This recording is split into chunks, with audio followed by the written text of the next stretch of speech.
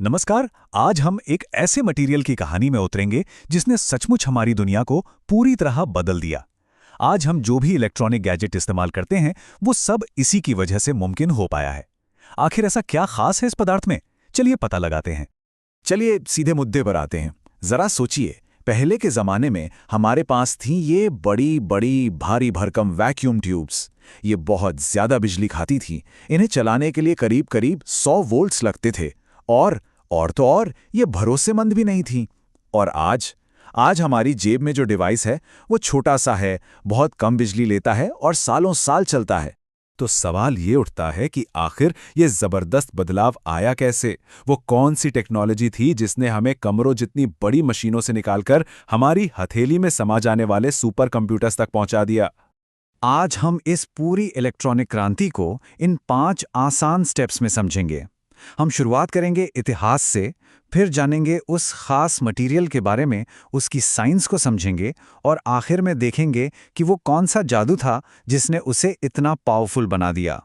तो चलिए शुरू करते हैं हमारे पहले पड़ाव से, ट्यूब से चिप्स तक का सफर और एक नए युग की शुरुआत। देखिए, ये क्रांति किसी डिवाइस से नहीं बल्कि एक आइडिया से शुरू हुई।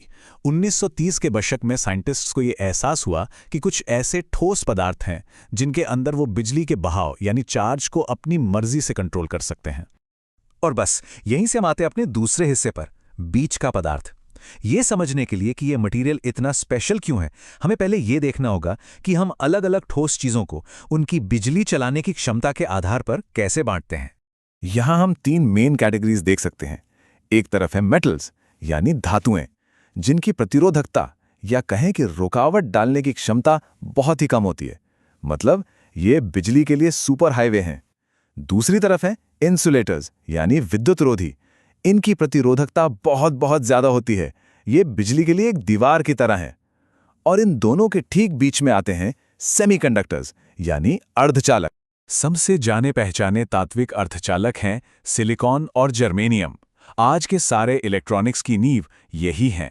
हाँ, कुछ कंपाउंड सेमीकंडक्टर्स भी होते हैं, पर हमारी आज की कहानी के असली हीरो सिलिकॉन और जर्मेनियम ही हैं।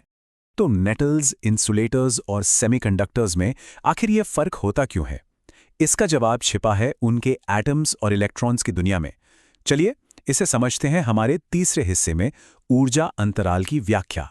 ऐसा सोचिए कि किसी भी सॉलिड के अंदर इलेक्ट्रॉन्स के रहने के लिए 2 मेन इलाके होते हैं।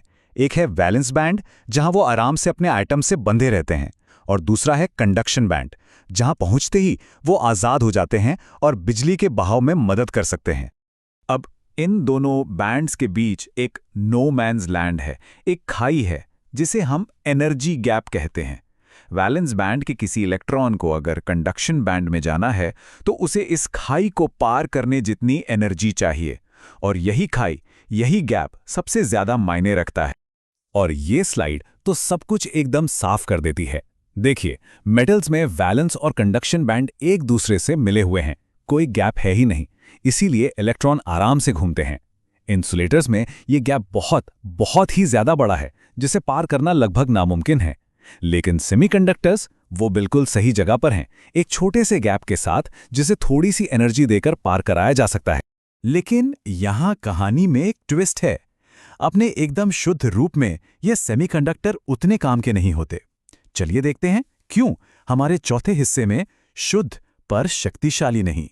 100% शुद्ध सिलिकॉन क्रिस्टल के अंदर हर एटम अपने 4 पड़ोसियों के साथ अपने बाहरी इलेक्ट्रॉन शेयर करके एकदम मजबूत बॉन्ड बना लेता है।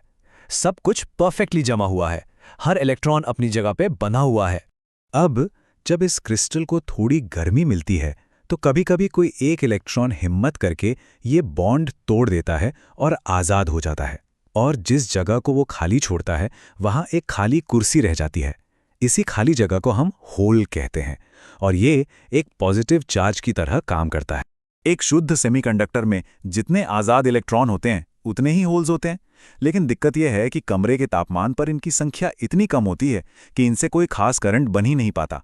मतलब ये प्रैक्टिकल इस्तेमाल के लिए काफ़ी नहीं है।